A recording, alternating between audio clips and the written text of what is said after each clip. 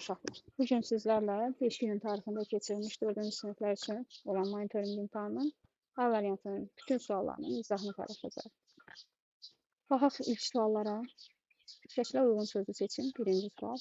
Gördüyünüz kimi birinci sualda xəritə təsvir olunur və biz də xəritə şəklini keçəcəyik. Ona görə doğru cavab B variantı. İkinci sualda şəklə uyğun sözü seçin. Şəkildə qutu təsvir olunur və bu doğru cavab C variantı. 3-də şəklə uyğun sözü seçsək, 3-də doğru cavab qayçı A variantı olmuş olacaq. Keçirik mətnə aid suallara. Mətnə aid sualların hər birini mətndən gəlib taparaq sizlərə izahını paylaşacağım. 4-cü suala baxaq. Bir dəqiqə. 4-cü sualda deyir ki, mətnə əsasən hansı fikir doğrudur? A. Emular dünyanın ən böyük quşlarıdır. Bu yanlışdır. Çünki mətndə deyir ki, baxın, emular dəvə quşundan sonra dünyada ən böyük quşdur. Yəni, emudan böyük dəvə quşudur. B variantında emular uçmasa da çox sürətlə qaça bilirlər. Bəli, bu doğru variantdır və burada öz əksini tapır. Bir dəqiqə. Düzdür, dəvə quşlar emulardan daha iri və daha sürətlidir. Amma emular təhlükə ilə üzləşəndə çevikliyi və yaxşı gizlənmə qabiliyyətinə görə onları geridə qoyur. Yəni, emular da sürətli uça bilir. C. Emular susuzluğa dözümlü deyirlər. Bu yanlışdır. Burada da var. 3-cü abzasda onlar geniş düzənlikləri, meşə kənarlarını və otlaqları sevirlər. Hər cür hava şəraitində dözümlüdürlər. Yəni, həmçinin uzun müddət susuz qala bilirlər. Deməli, dözümlüdürlər susuzluğa. Burada isə yanlış verilir. D. Emular yalnız otla qidalanırlar. Bu da yanlışdır. Emular otlarla, meyvələrlə, baxın, burada toxumlarla, ot, toxum, meyvələr qidalanırlar. Doğru cavab deyil. 5-də 5 emu döyüşü hansı səbəbdən baş vermişdir? Bunu gəlib buradakı abzası oxuyanda, baxın, bu abzası oxusaq aydın olar. Burada deyir ki, onlar 1932-ci ildə Avstraliyada güclü quraqlıq baş vermişdir. Bu səbəbdən təbiətdə emuların qidalandığı otlar, toxumlar və meyvələr azalmışdır. Yəni, bundan dolayı yaranmışdır. İndi baxaq variantlarda hansılar doğrudur? Emular insanlar arasında qorxu və təşviş yaratdığı üçün xeyir. Emular su mənbələrini çirkləndirdikləri üçün xeyir. Emular əkin sahələrinə ziyan vurduqları üçün bəli. Burada deyir ki, həmin il təxminən 20 min emu əkin sahələrinə hücum edib fermerlərə böyük ziyan vurmuşdur. Ona görə də C variantı doğru götürəcək. D. Emular insanlara hücum etdiyi üçün xeyir. Emular insanlara hücum etməmişdir. Keçək növbəti suallarımıza. 6-cı sualda deyir ki, Avstraliya ordusu emularla döyüşdə nə üçün məğlub oldu? A. Ordu emuların müdafiə bacarıqlarını görüb döyüşü dayandırdı. Bəli, doğru variant budur, amma digərlərinə də baxacaq. Baxın, emular təklikdə çevik hərəkətlərlə güllədən yayınır, gizlənir, beləliklə yaxşı müdafiə olunurlar. Belə müqaviməti gözləməyən ordu məğlubiyyəti qəbul edib döyüşü dayandırır. Bu hissə, baxın. Bu hissə həmin sualın cavabıdır. B-də Avstraliya hökuməti emuların nəslinin kəsilməsinə razı olmadı. Bu yanlışdır. C. Avstraliya ordusu yaxşı silahlardan istifadə etmirdi. Bu da yanlışdır. D. Döyüş əkin sahələrinin dağılmasına səbəb olurdu. Bu da yanlışdır. Çünki onsuz da dağılırdı. Doğru cavabımız A variantıdır. 7-də 4-cü abzası hansı yarımbaşlıqla adlandırmaq olar? 4-cü abzas döyüş emu döyüşündən bəhs edir. Emuların yaşayış tərzi xeyr. Emuların yaşayış tərzi 3-cü abzasa daha çox uyğundur. Güclü quraqlıq ola bilər. Tarlalara hücum. Sonra qida uğrunda mübarizə. İndi belə deyək. Burada əsas güclü quraqlıqdan bəhs olunmur. Yəni, bu 3 variantın üçü də uyğun gələr. Amma biz o zaman abzasa yarımbaşlığı rahat şəkildə verə bilərik ki, həmin abzasda nəydən çox danışılırsa o mövzunu, o adı verə bilərik.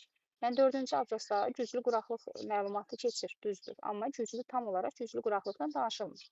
Tarlalara hücum məlumatı keçir, amma bütün abzas tarlalara hücumdan danışmır. Əks olunmur. Amma qida uğrunda mübarizə, bəli, B variantı doğru olacaq. Çünki bu güclü quraqlığın nəticəsində yaranır tarlalara hücum. Tarlaya da nə üçün hücum edirlər? Qida uğrunda mübarizə üçün. Ona görə bütün bu abzası biz qida uğrunda mübarizə adlandıra bilərik. B variantını doğru qəbul edirik. 8. Sonuncu abzasın əsas məqsədi nədir? Sonuncu abzasımız 5-ci abzasdır. 5-ci abzasın əsas məqsədi oxucuları Bakı zooparkına getməyə məcbur etmir. Xeyr, burada getməyə məcbur etmir. Sadəcə məlumat verici belə bir şey var. B. Emuların bacarıqlarına görə dəvəquşundan üstün olmasına inandırmaq. Xeyr. Oxucunu maraqlı quş növü haqqında daha çox məlumat əldə etməyə çağırmaq. Bəli, bu doğrudur. Çünki burada deyir ki, sonuncu abzasda, əgər emuları yaxından görmək, müşahidə etmək istəyirsinizsə, Bakı zooparkına gedə bilərsiniz. Yəni, bir növ onlara çağırış edir ki, daha çox məlumat əldə etmək üçün Bakı zooparkına gedin. Doğru cavab C-dir. D. İnsanları emuları qorumağa, onlara qayğı ilə yanaşmağa səsləmək. Xeyr, bu da deyil. 9. Mətndə də, şəkildə də olmayan məlumat hansıdır? Birinci mətni oxumuşuq, şəkilə də diqqət edək, çünki baxın, şəkil bu formada ayrılır. Bu hissə emulara aiddir. Aşağı hissə isə dəvəquşlara aiddir. Emular orta hesabla 10-12 il yaşayır. Bu mətndə yoxdur, etmirəmsə, yoxdur. B. Emuya Bakı zooparkında rast gəlmək olar, bu mətndə var. Sonra, emular adətən tək yaşayır, bu şəkildə var. Emu yumurtasının rəngi tünd yaşıl olur, bəli, bu da var. Mətndə və şəkildə olmayan A variantıdır. Keçək növbəti 10-cu suala. Şəkildə verilmiş məlumatlara əsasən doğru cavabı seçin. A. Dəvəquşu Afrika qitəsində yaşayır. Biz bayaq işarə elədik ki, bu hissə emulara aiddir. Aşağı hissə isə dəvəquşlara aiddir. Dəvəquşu Afrika qitəsində yaşayır. Bəli, doğrudur. A. Doğrudur. Digərlərinə baxaq. Dəvəquşu yumurtasının rəngi tünd yaşıldır. Xeyr, dəvəquşu yumurtasının rəngi açıq yaşıldır. C. Emu adətən sürü halında yaşayır. Xeyr, bu da yanlışdır. Adətən tək yaşayır. Emu saatda 70 km sürətlə qaça bilir. Xeyr, emu 50 km saat sürətlə qaçır. Dəvəquşu da 70 km saat sürətlə qaçır. Doğru cavabımız A variantıdır. 11. Mətnin 3-cü abzasına əsasən hansı nəticəyə gəlmək olar? Emular dağlıq ərazilərdə yaşaya bilirlər. 3-cü abzas bu hissədir. Emular dağlıq ərazilərdə yaşaya bilirlər. Xeyr. Emular yaşamaq üçün suya yaxın yerləri seçirlər. Xeyr. Emular ancaq Avstraliyada yaşayır. Xeyr, Bakı zooparkında da var. Emular iqlim dəyişikliyinə dözümlü heyvanlardır. Bəli, doğrudur. Hətta burada yazıb ki, hər cür hava şəraitinə dözümlüdürlər. Yəni, iqlim dəyişikliyinə dözümlüdürlər. Doğru cavab B olacaq. 12. Dəvəquşu və emuların ortaq xüsusiyyəti hansıdır? Eyni sürətlə qaçırlar, yanlışdır. Dəvəquşu emuya nisbətən daha sürətli qaçır, amma emu dəvəquşuya nisbətən daha çevikdir və gizlənmə qabiliyyəti güclüdür. Ona görə A variantı yanlışdır. B variantı uçmağı bacarmırlar. Bəli, bu doğrudur. Digərlərinə də baxaq. C. Eyni ərazidə yaşayırlar. Xeyr. Afrikada dəvəquşu yaşayır, Avstraliyada emular yaşayır. D. Yumurtaları eyni rəngdə olur. Yanlışdır. Emularda tünd yaşıl olur, dəvəquşlarda isə açıq yaşıl və qəhvəyi ola bilir. Keçdik 13-cü suala. Böyük emu döyüşü haqqında hansı fikir yanlışdır? Döyüşdə Avstraliya ordusu emuları məğlub edir. Bu yanlışdır. Emuları məğlub etmir. Emular o ərazidə qida tükəndiyi üçün bölgəni tərk edirlər. Keçdik. Döyüş 1932-ci ildə 32-ci il quraqlığından sonra baş vermişdir. Bəli, bu doğrudur. C. Emulara qarşı müharibə bir həftə davam etmişdir. Bu da doğrudur. Mətndə öz əksini tapıb. Döyüş nəticəsində ordu cəmi 1000 emu öldürmüşdür, öldürə bilir. Bəli, bu da doğrudur. Baxın, burada da 1000 emu bir həftəlik döyüşdə buradadır. Sonra 1932-ci ildə quraqlıqda sonra baş vermişdir. Bu da doğrudur. Doğru olmayan tək variant A variantıdır. Yerdə qalan hamısı doğrudur. 14. Böyük emu döyüşü nə ilə nəticələnir? Avstraliya ordusu məğlub olduğunu anlayıb döyüşü dayandırdı. Bəli, bu doğrudur. 2. Döyüşdə emuların çoxu məhv edildi. Xeyr, cəmi 1000 emu məhv edilə bilmişdir. 10.000 əsgər 1000 emu öldürə bilmişdir. 3. Əkin sahələrində qida tükənənə qədər emular orada qaldı. Bəli.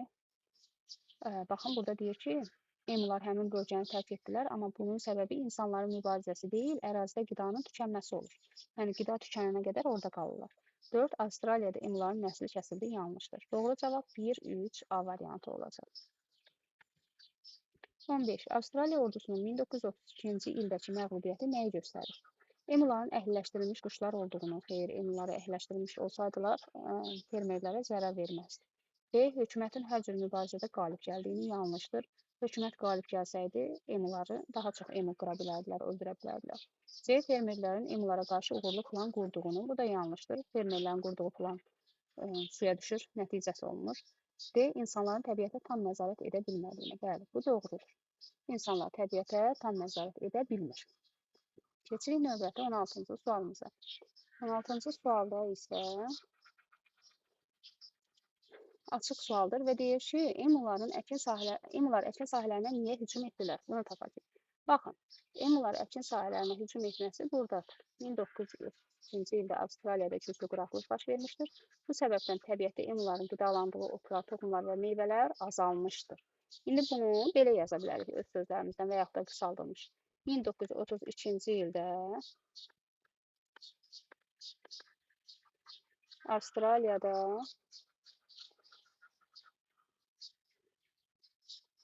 baş vermiş quraqlıq nəticəsində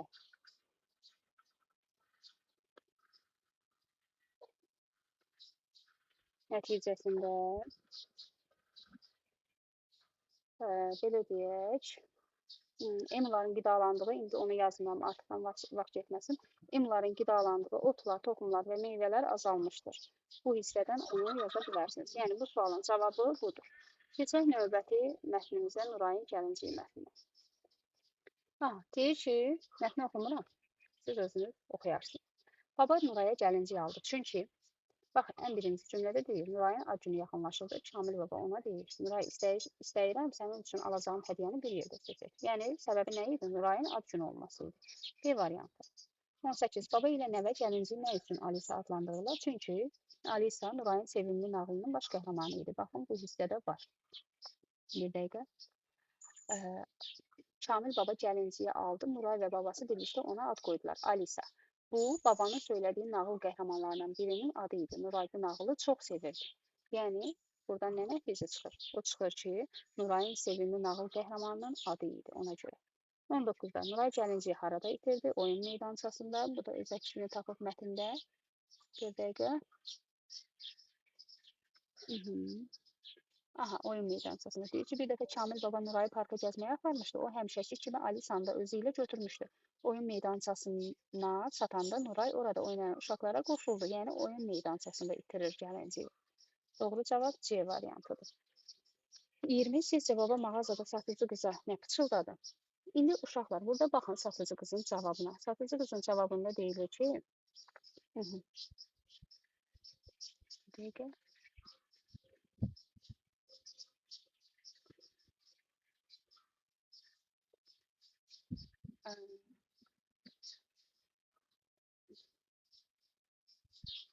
Aha, burada. Baba yavaşca qıza nə isə pıçıldadı, satıcı qız başını bulayıb dedi, yox, təəssüf ki, hamısı satılıb. Yəni, bu cavabı verəcək hansı sual ola bilər? Nuray bütün gecəni onun üçün ağlayıb, xeyir. Mən nəvəmi necə sakitləşdirə bilərəm? Xeyir. Sizdə həmin gəlincikdən qalıbmı? Bəli. O isə qarşılığında deyir ki, yox, təəssüf hamısı satılıb. Doğru cavabımız C olacaq. B. Məsləhət gördüyünüz başqa gəlinciyi alaq. Xeyr. Bu da yanlışdır. 21. Alisa'nın səyahət marşrutu hansı bənddə düzgün verilmişdir? Bunu da mətndə göstərək. İlk öncə Alisa hara gedir? Baxın. İlk öncə Gəncəyə gedir. Sonra gedir Şuşaya. Yox, Şəkiyə, üzr istəyirəm. Daha sonra gedir Şuşaya. Sonra gedir Naxçıvana. Deməli, Gəncə, Şəki, Şuşa, Naxçıvan. Hansı variantdadır? A variantında. Doğru cavabımız A olacaq. Növbəti sualımıza baxaq. 22-ci sualda Alisa hansı şəhərdən göndərdiyi məktubunda oranın yerli əhalisi haqqında yazır? Yerli əhalisi haqqında yazdığı məktub Şəkidəndir. Burada deyir ki, buranın cəmaatı, baxın, buranın cəmaatı əhali deməkdir. Çox mehriban və zarafatçıldır. Yəni, Şəki. Doğru cavabımız C. 23. Hansı abidə Naxçıvanda yerləşir? Diqqətlə baxın, Naxçıvanla bağlı yazdığına deyir ki, mən də səni görmək istəyirəm, amma qədim Naxçıvanı görmədən qayıtmaq istəməm. Bir dəqiqə, mən bunu böyüdüm. Daha yaxşı görmək üçün. Bəli. Amma qədim Naxçıvanı görmədən qayıtmaq istəmirəm. Orada mütləq Məmnə xatun türbəsini ziyarət edəcəyəm. Deməli, Naxçıvana aid abidə olur B bəndi Məmnə xatun türbəsi. 24-cü sualımıza baxaq. Nurayın Alisa'ya münasibətini ifadə edən sözü seçin. Nuray Alisa'ya qarşı sədaqətli idi. Çünki başqa oyuncaqlar təklif olunsa da Nuray sadəcə Alisa'nı istəyirdi. C bəndində həsəd, yəni paxıllıq deyil. C bəndi acıq, xeyr, acıq hiss eləmirdi. D bəndi bicanəlik, laqeydlik, xeyr, bu da deyildi. Doğru cavabımız A, sədaqətdir. 25 Nuraya məktubları əslində kim yazırdı? Kamil baba yazırdı. Çünki diqqət eləsəniz, Nuraya ilk məktubu da Kamil baba gətirmişdi. B variantı doğru cavabdır. 26 Kamil baba haqqında deyilən fikirlərdən hansı yanlışdır? Nəvəsi kədərlənməsin deyə əlindən gələni edir. Bu doğrudur. Nurayın şıltaqlığı onu əsəbləşdirir. Bu yanlışdır. C nəvəsinə yeni gəlincik almaq istəyir. Bu da doğrudur. Müdrik olmaqla yanaşı həm də həssasdır. Bu da doğrudur. Yanlış olan B variantıdır. 27. Mətnə əsasən düzgün fikri seçin. Nizami məqbərəsi Gəncənin mərkəzində yerləşir. Bu yanlışdır. Baxın uşaqlar, deyir ki, indi Gəncədəyəm. Şəhərə çatmamış yolun sağında dahi şair Nizami Gəncəvinin məqbərəsi görünür. Yəni şəhərə çatmamış. Amma burada deyir ki, şəhərin mərkəzində, Gəncənin mərkəzində. Deməli yanlışdır. B. Kamil baba itmiş gəlinciyi tapıb Nuraya gətirdi. Bu da yanlışdır, gətirə bilmir. C. Cıdır düzü Şuşanın yuxarı hissəsində yerləşir. Bəli, bu doğrudur. D-yə baxaq, indi C-ni mətndən tapacaq. Alisanın marşrutunu izləmək üçün baba qlobus alır. Bu da yanlışdır. Qlobus yox, xəritə alır. Baxaq. Cıdır düzü, bəli. Cıdır düzü burada deyir ki, Xurşudların Natəvanın evinə baxacağam, sonra isə əlbəttə Cıdır düzünə qalxacağam. Yəni bu yuxarıdadır ki, qalxır da. Şəhərinin yuxarı hissəsində olduğu üçün Cıdır düzünə qalxır. Ona görə də doğru cavab C variantıdır. 28-də isə 28-də deyir ki, mətndən seçilmiş aşağıdakı cümlə ilə müəllif nə işarə edir? Baxaq mətndən seçilən cümləyə. Amma Nuray onu gözlərindən tanıdı. Alisanın üzündə xoşbəxt bir təbəssüm var idi. Xeyr. Baba elə gəlincik tapmışdı ki, gözləri Alisaya oxşasın. Bəli, bu doğru ola bilər. C. Bütün gəlinciklərin gözləri eynidir. Xeyr. Nuray gəlinciyin necə göründüyünü artıq unutmuşdur. Bu da yanlışdır. Doğru cavab B variantı olacaq. Baba elə gəlincik tapmışdı ki, gözləri Alisaya oxşasın. Doğru cavab B. 29. Hansı fikir hekayənin əsas ideyası ola bilməz? Babanın aldığı, ola bilər, üzr istəyirəm. Hansı fikir hekayənin əsas ideyası ola bilər? Babanın aldığı hədiyyəni itirmək olmaz. Bu yanlışdır. Böyüklər uşaqların istəklərini yerinə yetirməlidirlər. Bu da yanlışdır. Balaca uşaqlar belə nağıllara inanmırlar. Bu da yanlışdır. Qayğı ilə yanaşma kədəri sevincə çevirə bilər. Bəli, bu doğrudur. Babanın gəlinciyi itmiş Alisaya qayğı ilə yanaşması, ona Alisanın adında məktublar yazması onun kədərini sevincə çevirdi. Doğru cavab D variantıdır. Ümumiyyətlə, uşaqlar, əsas fikir həmişə hikmətli, belə deyək, yadda qalan, duyğulu bir ifadə ilə təsvir olunur, verilir. Bunların da içində ən duyğulu ifadə D variantıdır. 30. Nə üçün baba məktubu oxuyanda Nuraydan icazə aldı? Çünki başqasının məktubunu icazəsiz oxumaq olmaz.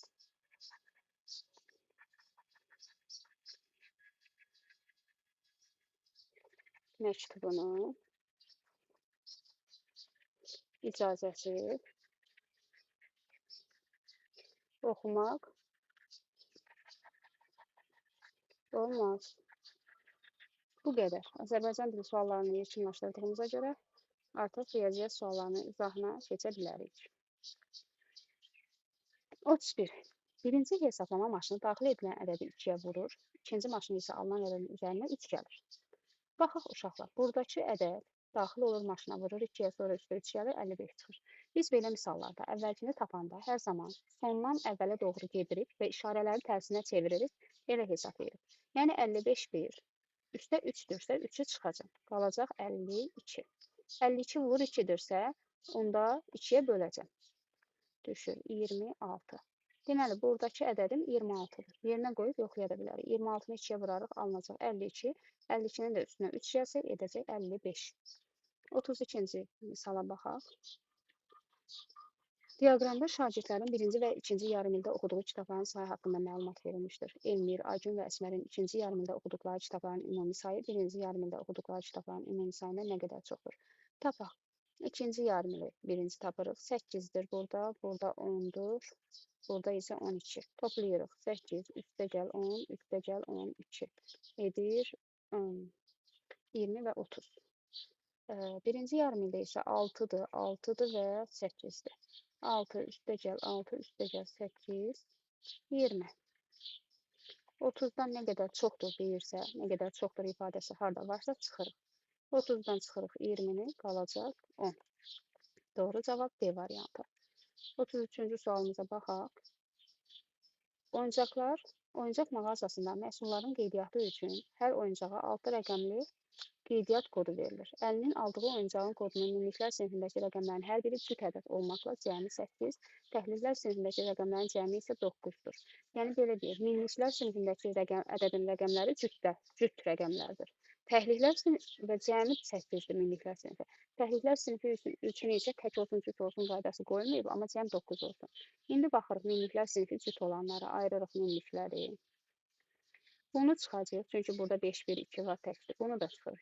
Geriyə ikisi qalır. İndi toplayırıq rəqəmlərin cəmi. 2 üstə 4, 6, 6 üstə 2, 8, 3 üstə 5, 8, üstə 1, 9. Bəli, bu doğrudur. İndi burada 2 üstə 4, 6, 6 üstə 2, 12. Ona görə də bu halındır.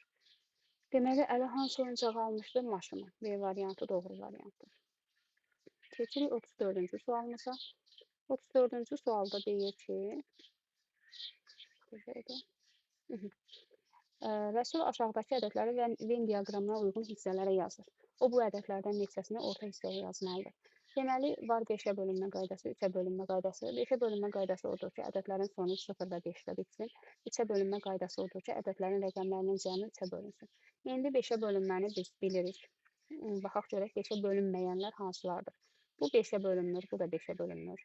Ona görə hər ikisini götürüb bura yazacağım. İndi mən burada yazırıq bura. Onu çıxırıq 603 ilə 144-ü. 603, 144. İndi digərlərinin rəqəmləri cəmini tapaq görək 3-ə və 5-ə bölünür. Burada yerdə qalanların hamısı 5-ə bölünür. İndi hansının 3-ə həm də 3-ə bölündüyünü tapmalıyıq. 3-ün üstünə 4 gəlirəm 7, 7-nin üstünə isə 5 gəlirik 12. 1-in üstünə 5, 6, 6-nın üstünə 5, 11. 7-nin üstünə 3, 10, 10-un üstünə 5, 15. 6-nın üstü 3, 9, 9-un üstü 0, 9. 2-nin üstü 1, 3, 3-ün üstü 5, 8. İndi baxırıq, bunlardan hansılar 3-ə bölünür? Bu ədəd 3-ə bölünür, 12. Bu bölünür və bu bölünür. Ortaya gedən ədədlər 345, 735 və 630. Yerdə qalan 155 və 215 ədədləri bu tərəfə gedəcək. İndi bizə deyir, orta hissəyə neçə ədəd yazılmalıdır? 3 ədəd. A variantı doğru variant olacaq. Keçək növbəti 35-ci sualımıza. 35-ci sualda deyir ki, Səmranın lentlər yığılmış 2 qutusu var. Qutularda olan lentlər və onların uzunluqları haqqında məlumat verilmişdir. Birinci qutudakı göy lent, ikinci qutudakı göy lentdən nə qədər uzundur? Birinci qutuda 2,4-dür, ikincidə 1,1-dir. Və çıxırıq 10 kəsəcimi. 2,4-dən 1,1-i çıxırıq. Biz vergülləri nəzərə almadan normal qaydada çıxma əməliyyatını aparırıq. Və vergülümüzü qoyuruq. Doğru cavab 1,3. 36-cı suala baxaq. Aysel 237 səhifəli kitabı oxumağa başladı. O, ilk 3 gün hər gün 15 səhifə oxuyur, sonraki günlər isə hər gün 12 səhifə oxuyur. Aysel kitabı ümumilikdə neçə günə bitirər? Birinci, ilk 3 gün oxuyub. Neçə günə bitirər deyirsə, bax 3 günü dəqiq oxuyub. İndi tapaq görək neçə səhifə oxuyub. 3-ü vururam 15-ə. Bərabərdir 45. İndi 237 səhifədir, bunun 45-ini oxumuşdur. 237-dən çıxıram 45-i, bərabərdir. 2, 9, 192 səhifə qalır. 192 səhifəlik kitabı isə gündə 12 səhifəsini oxuyur. Ona görə də 12-yə böləcəyik. 6 dəfə 6, 72. İndi neçə gün oldu? 16 gün. 16 gündə burada buna lazımdır 12 səhifə oxuyanda. Və toplayırıq. Bizdə ümumilikdə neçə gün deyir olur? 16-nın da üstə 3, 19 gün. Doğru cavab C variantı. 37-ci sualımıza baxırıq. 37-ci sualda aşağıdakı verilən variantlardan hansı silindrin açılış şəklidir? Silindrimizi çəkirik. Uşaqlar, silindr budur. İndi ola bilər ki, burada biraz səliqəsiz alına bilər. Bunun açılış şəkli A ola bilməz, çünki baş tərəfi üçbucaqdır. B ola bilməz, baş tərəfi üçbucaqdır. C ola bilməz, çünki orta hissəsinə bunun baxın. Necə bu üçbucağı birləşdirib? Elə bir ki, C-ni mən açılışı hələ budursa, belə bir şey alınmalıdır birləşdirəndə. Başında da bir dairə. Yəni bu alınmalıdır. Bu da silindr deyil. Ona görə C-də ola bilməz. Doğru cavab D variantıdır. D doğrudur. Silindrin açılışı D variantına verilmişdir. 38-ci sualımıza baxırıq. 38-də 1 üstündə 1 ulduz, 2-də 4 ulduz, 3-də 9. Yəni 1-in kvadratı 1 edir, 2-nin kvadratı 4 edir, 3-ün kvadratı 9 edir. Və yaxud da 1-i 1-ə vururam 1 edir. 2-ni özünə vururam 4 edir. 3-ü özünə vururam 9 edir. İndi 4-ü özünə vuracağım və yaxud da 4-ün kvadratı 16 edəcək. Bunun başqa bir yolu da var.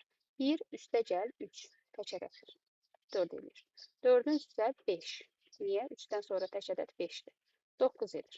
5-dən sonra tək ədəd hansıdır? 7. 9-un üstə 7, 16 edəcək. Doğru cavab D variantı.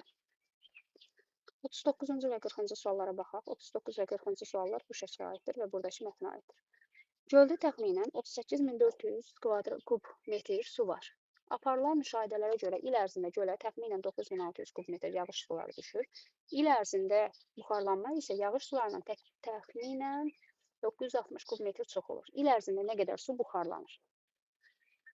İndi birinci bizdən bu sualı soruşur. İl ərzində buxarlanma isə yağış sularından təxminən 960 kub metr çox olur. Yəni yağış suları nə qədərdir?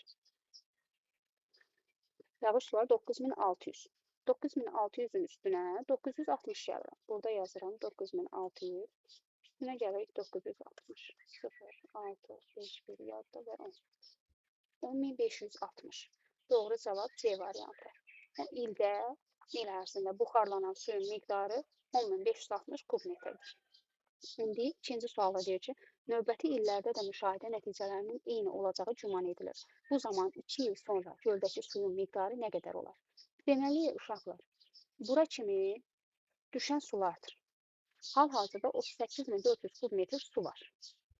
Və 960 kub metr düşür, bundan da 10560 kub metri buxarlanır. İndi nə edəcək? 38400 dedi, bunu pozulmaz. 38400 üstünə gələcək 9600. Çünki var və yağıb üstünə. Daha doğrusu hətta 9600-ü 2-yə vurub gəlsək daha yaxşı olar. Çünki 2 il ərzində deyir. 9600-ü vuraq 2-yə. 0, 0, 2, 1 yadda və 18, 19. 19200. 19200. İndi hesablayaq. 6, 7, 5000, 57600. Var 57600 kub metr su. İndi yağandan sonra göldə. Və bu suyun 1 ilə 10560 kub metr buxarlanırsa görə 2 ilə nə qədər buxarlanacaq? 0, 2, 1 yadda, 1 yadda, 1 və 2.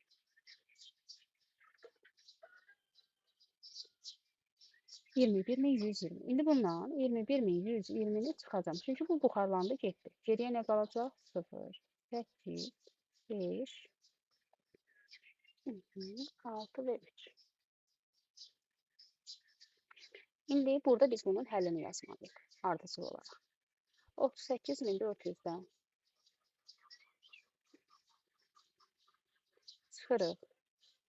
2 vur 9600. Daha doğrusu çıxmır, üstə gəlir. Çünki yağış yağıb üstünə. Çıxırıq. 2 vur 10560. Bərabər.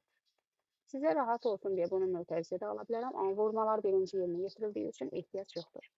İndi bu hissəni həll edəndən sonra aldım mən 57620. 600. 620 yox, 600. 57600. Çıxacam 21120. Və bərabərdir 36580. Doğru cavabımız 36580 olacaq. 41-ci sualda Səmaya xala sağdığı 12 litr suyun yarısını 3 litrlik bankalara, digər yarısını isə 500 ml-lik bankalara yığır. Səmaya xalaya ümumilikdə neçə banka lazımdır? Deməli 12 litrin yarısı 6 litrdir. 6 litri 3 litrlik bankalara yığanda 3-ə bölürük. 2 banka burada lazımdır.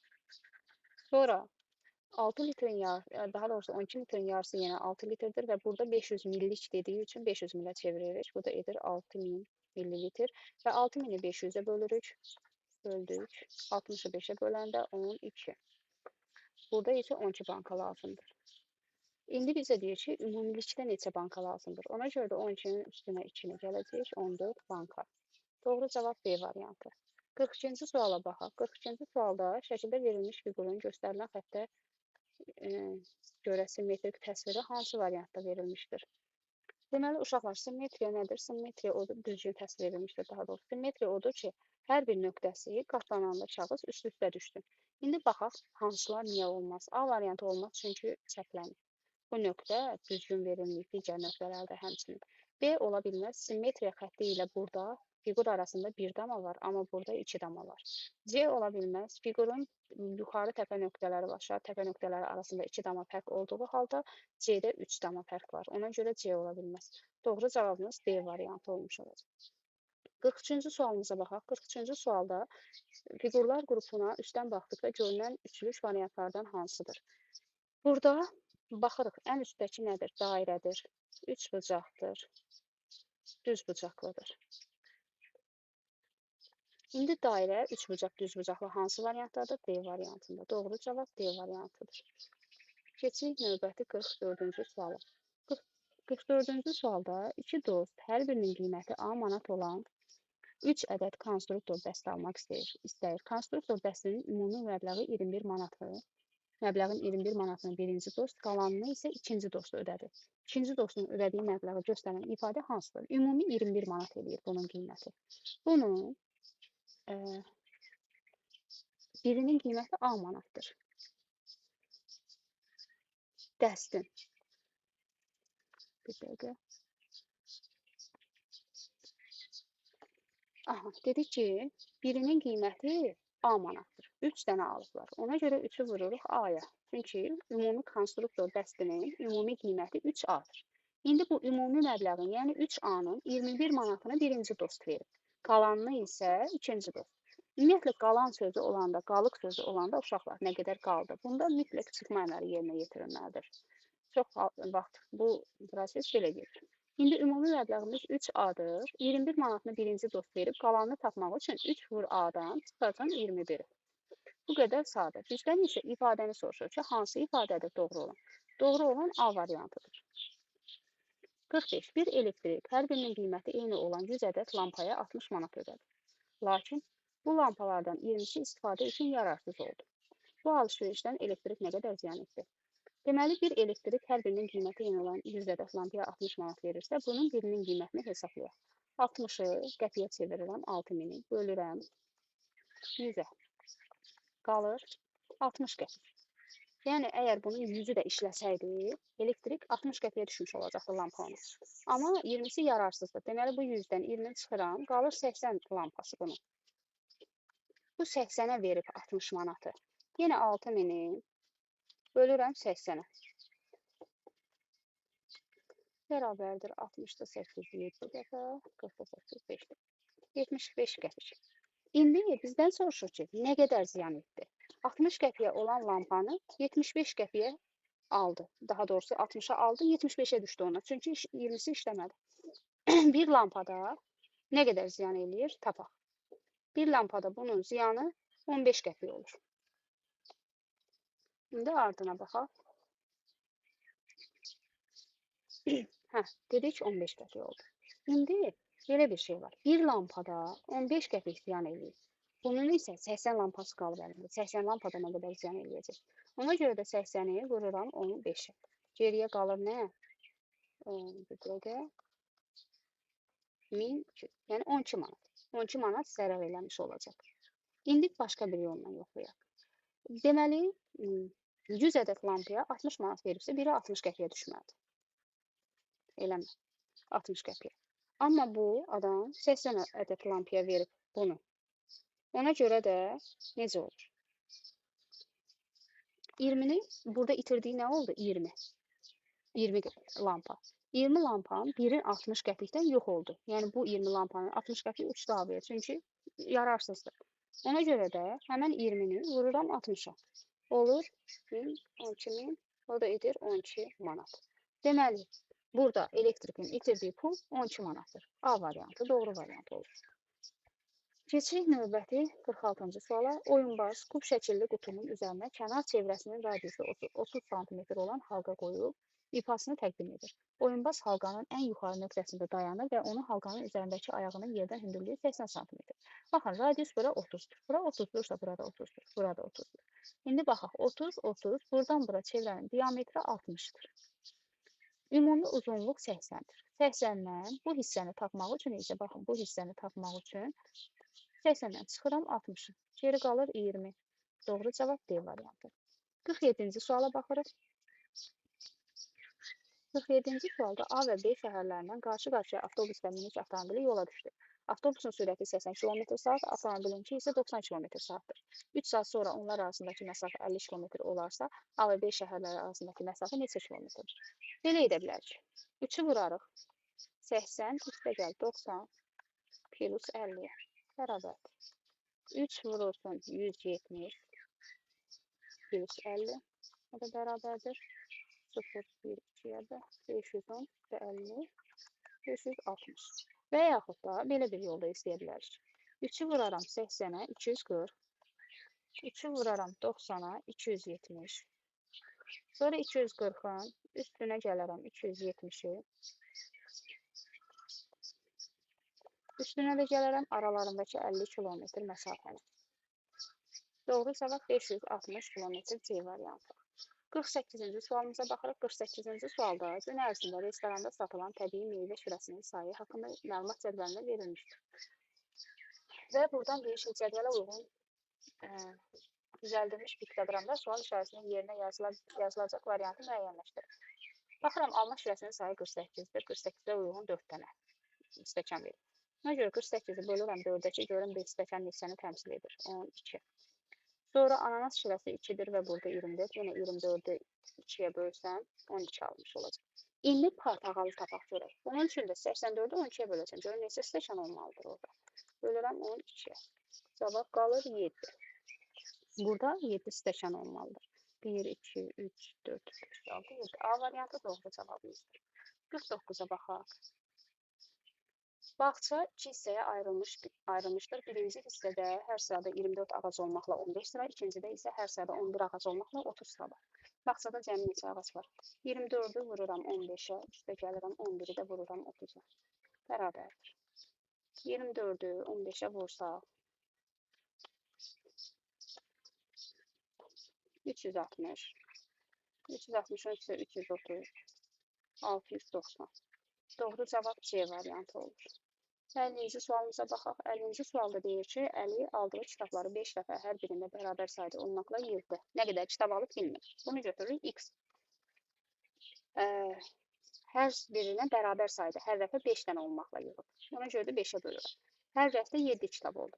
Olur, bərabərdir 7. Əli cəmi neçə kitab almışdır? Buna uyğun tənliyi tapar. Tənliyimiz budur və bu tənliyi alsam, hesablasam cəmi neçə kitab aldığını tapar. Doğru cavab A variantı. 51-də 5,6 çıxır 2,3 üstə gəl 1,2 hesablayaq. 5,6-dan çıxıram 2,3-ü. 3,3. 3,3-ün də üstünə 1,2-ni gəlirik. 4,5. B variantı doğrudur. 52-ci suala baxaq. Rənglənmiş fiqurun sahəsini tapın. Deməli, bu fiqurların sahəsini hesablamanın ən yaxşı yolu bölürük 2 yerə, ayrı-ayrılıqda sahələrini tapıb vururuq. 4-ü vururam 7-yə. 4 dəfə 7, 28. Bu hissənin sahəsi 28-dir. Sonra 3-ü vururam 3-ə, bu hissənin də sahəsi 9-dur. Və ümumi fiqurun sahəsini tapmaq üçün 28-in üstünə 9, 37 olacaq. B variantı doğru variantdır. 53-ə baxırıq. Dairə şəklindəki piroqu bərabər dilimləyək. Hərəsinə bir dilim olmaqla bir neçə uşaq arasında böldülər. Bir uşağa düşən dilimin uyğun bucağının ölçüsü 60 dərəcədir. Piroq neçə uşaq arasında bölünmüşdür. Əgər bizdə demişdik ki, dairə söhbəti varsa və dərəcə söhbəti varsa, dairənin ümumi dərəcə ölçüsü 360-dır. Və birinin ölçüsü 60 olduğu üçün 360-ı bölürəm 60-a. Olur 6. Deməli, neçə uşaq var idi? 6 uşaq. C variantı doğrudur. 54. Mağazaya hər birində A kiloqram olmaqla 4 yeşik alma və hər birində 1 kiloqram olmaqla 5 yeşik armud gətirildi. Mağazaya gətirən alma və armudun ümumilikdə kütləsi riyazi ifadə şəklində göstərilir. Deməli 4 dənə A-dır. Üstəgəl 5 dənə B. İndi baxaq. 4A plus 5B və yaxud da A-dır. Doğru cavab B variantıdır. 4 vur A, üstəgəl 5 vur B. 55-ci sualımıza baxaq. Mağazada 73 manatlıq alış-veriş edən müştəri 21 manat nəqd ödəniş etmişdir. Müştəri qalan məbləği kartla ödəmək istəyir. Onun kart hesabında ən az neçə manat pul olmalıdır? Bunun üçün 73-dən çıxıram 21-ə. Qalır 2, 52 manat. Doğru cavab B variantıdır. 56 ilə 57-ci suallara baxaq. Bu sualların hər ikisi eyni şərtə aiddir. Tarazlıqda olan tərəzinin bir gözünə qarpız və armud, digər gözünə kütləsi eyni olan 3 ədəd çəki daşı qoyulur. Armud və qarpızın birlikdə kütləsi 2 kiloqram 100 qramdır. Bir çəki daşının kütləsi nə qədərdir? Deməli 2 kiloqram 100 qramı çevirirəm hamısını qrama, 2100 qram. Sonra 3 dənə eyni çəki daşı olduğu üçün 3-ə bölürəm, qalır 700. Bir çəki daşının kütləsi 700 qramdır. İndi 57-də deyir ki, tarazlıqda olan tərəzinin bir gözünə qarpız, digər gözünə isə ananas və armud qoyuldu. Qarpızın ayrılıqda kütləsi 1 kiloqram 800 qramdır. Ananasın kütləsi nə qədərdir? Deməli, qarpız özü 1 kiloqram 800 qramdırsa, burada qarpız və armud bir yerdə 2 kiloqram 100 qram eləmişdir. Ona görə 2100-dən, yəni 2 kiloqram 100 qramdan çıxıram 1 kiloqram 800 qram. Yerdə qalır 300 qram.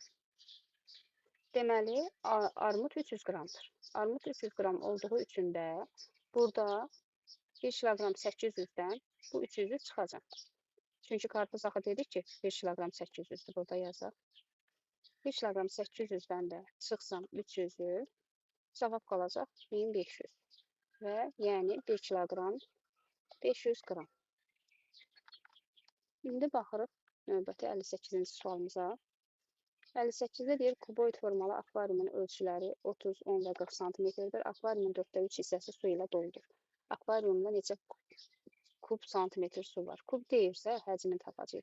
30-u vururam 10-a, vururam 40-a. Bərabərdir 12.000 kub santimetr. İndi deyir ki, 12.000 kub santimetrin 4/3-ü su ilə doludur. Ona görə də 12.000 kub santimetrin 4/3-ünü tapıram. 4-ə bölürük, 3-ə vururuq. 3000 vur 3, 9000. Deməli, bunun cavabı 9000 olacaq. 59-da bir ot bağlaması bir inəyin 2 günlük, bir qoyunun isə 6 günlük yem ehtiyacını ödəyir. Elvinin 8 inəyi və 23 qoyunu vardır. O 30 günlük yem ehtiyacı üçün neçə bağlama ot tədarük etməlidir? Deməli, baxaq, bir ot bağlaması bir inəyin 2 gününə bəhs edir. 30 gün üçün görək bir inəyə nə qədər lazımdır? 30-u bölürük 2-yə düşür 15. Deməli, 15 dənə ot bir inəyə bəs edir. Elvinin isə 8 inəyi var. Ona görə 8-i vururam 15-ə. 0,4 yazır, 120. İnəklərinə bunun 120 ot lazımdır. Yazırıq bura. Sonra qoyun üçün isə 6 günlük yem ehtiyacını ödəyir bir dənə ot. Ona görə görək 30 günə bizə nə qədər ot lazımdır? Düşür 5. Qoyuna 5 bağ ot, bağlama ot 1 ay üçün bəs edir, amma bir qoyuna. İndi 23 qoyuna tapmaq üçün 23-ü vururuq 5-ə. 5, 1 yadda 115. İndi 120-nin də üstünə 115 gəlirik. 5, 3, 2, 235. 60-cı suala baxaq. Fevral ayında işıq, su və qaz üçün xərclərin payı göstərilmişdir. Ümumi xərc 56 manatdır. Qaza xərclənən pul, işığa xərclənən puldan neçə manat çoxdur? Baxırıq. Yazaq su, işıq və qaz. Su nə qədərdir? 7-də 1. 56-nı bölürəm 7-yə, vururam 1-ə, düşür 8. İşıq nə qədərdir? 7-də 2. 56-nı bölürəm 7-yə, vururam 2-yə, düşür 16. Qaz isə 7-də 4. 56-nı bölürük 7-yə, vururuq 4-ə, 8 və 32. İndi bizdən soruşur ki, qaz işıqdan nə qədər? Neçə manat çoxdur? Neçə manat çoxdur, neçə manat azdır, fərqləri bu söz varsa çıxırıq. 32-dən də çıxırıq 16-nı, qalır 16 manat. Buradakı doğru cavab 16 manat olmuş olacaq.